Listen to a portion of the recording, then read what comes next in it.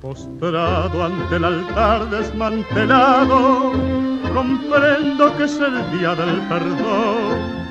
También mi ensueño está crucificado, también es mío el viernes de pasión. Si tuvo mi fe tanto enemigo, yo ni grito ni maldigo, tendré mi cruz. En ella vencedor de vida y muerte está Jesús, que ofrece el bien y la luz. Yo di como remedio de rencores mi ternura fraternal y se burlaron. Yo di mi corazón en los amores sin recelos ni temores y no me amaron. Mujer que mi piedad no comprendiste, camarada de ocasión, que te reíste.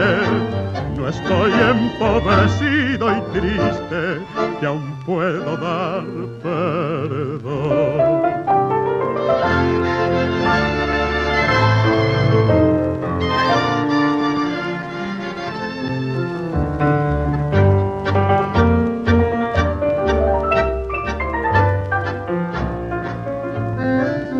Si tuvo mi fe tanto enemigo, yo ni grito ni maldigo, tendré mi cruz.